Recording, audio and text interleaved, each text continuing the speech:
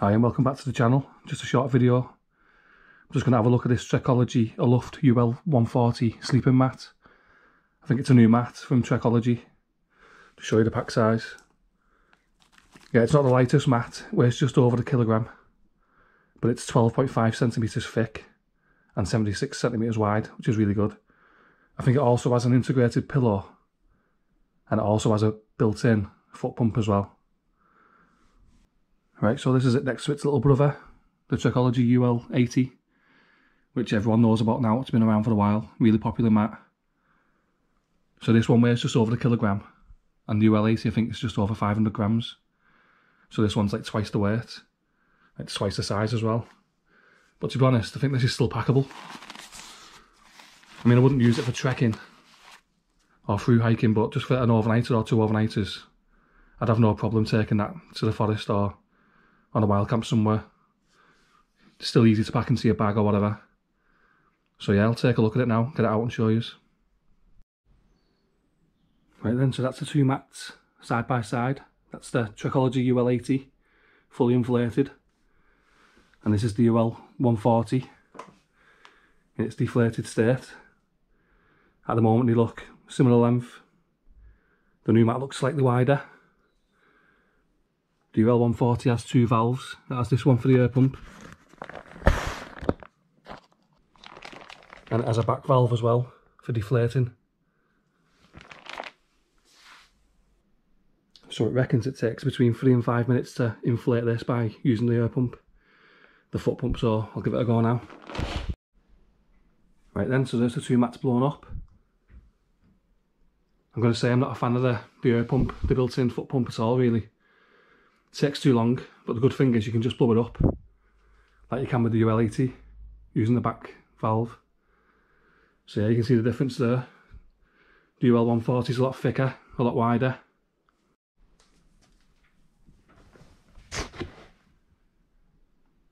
I'll just give you a look at the UL80 on top of the UL140. You can see it, the bottom mat's a lot wider. The UL140 sticks out at the sides, so you can see that. Right then, so there's the thickness. It's really thick, 12.5 centimeters, and it also curves up as well at the sides. So it's a similar design to the UL80 really. The only difference is this one's got an integrated pillow as well. Give you a look at that now. I'm going to be honest, I'm not a fan of them. I'm not a fan of integrated pillows on mats. I'd rather just have the camping mat and use my own pillow. So yeah, there's a look at that there. I mean, some people might like it. I'm not a fan really. Yeah, it's the same colour as the UL80. It's just really a similar mat, but bigger, twice as heavy. And the pack size is almost twice as big. But I'd say it's still packable. Just over 1 kilogram ain't too bad for a comfortable mat. I won't mind carrying that little bit of extra weight in my pack for this kind of comfort, to be honest. I mean, this really does show the difference in size. The UL140 is a lot thicker. You can see the difference there now. Much bigger mat. So if you like your comfort and you don't mind carrying that little bit of extra weight, and this could be a really good mat. What I will say as well, a lot of people lately have been complaining about the UL80 failing on them, bursting while they've been on camps and stuff like that. With it being just a blow up mat, if it gets a small puncture, then it's going to go flat and you're going to be on the hard floor for the rest of the night. And that's the same with this one as well. It's just the same design. Just a blow up bed, gets a puncture, yeah, it goes as flat as a pancake, and then you're on the hard ground all night, so it's a big risk really. But the new mat does state that it can hold more weight, so it might be less likely to puncture. The R value on the UL80 isn't that good, so that means using it in the winter. It's not a very good mat for winter usage, and you will feel a cold from the ground, so it's best used as a spring to autumn mat. This one, it claims, has got a slightly better R value, but I'm not sure really how it would have. It's a bit thicker, but at the end of the day, once cold air gets inside, it's just going to be similar really, isn't it? It's got no foam or insulation in it, so they claim it's a 3-season mat. Again, it's probably best used spring to autumn. I won't really be using it in the winter. But it might perform slightly better if it would be more raised off the ground, I'm not sure.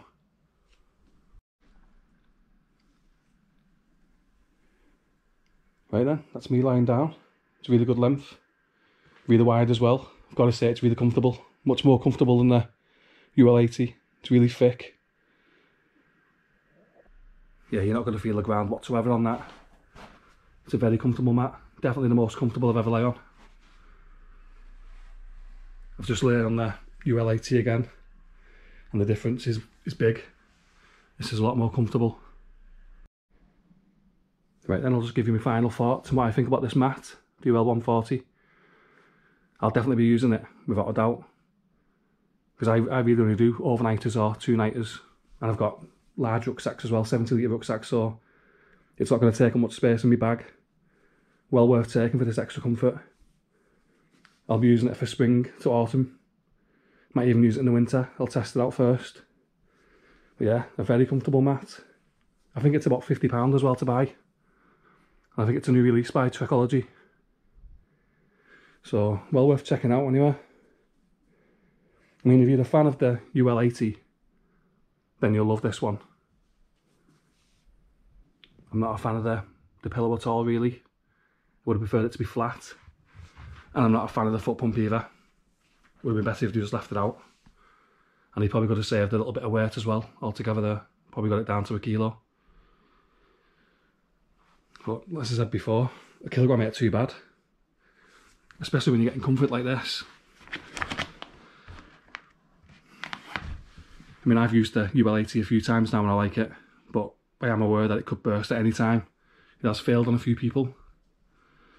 That's a risky take with this kind of mat. So yeah, this is like the big brother of the UL80 really. Right then, I'll leave the video there. Just a quick one really. My thoughts on it so far, really good, if you don't mind carrying that little bit of extra weight. And as I said, not a fan of the pillow, and not a fan of the pump either. But the rest of it, it's just like a slightly bigger version really of the UL80, isn't it? So, I'm looking forward to testing it out. Right then, thanks for watching. I'll see you in the next one.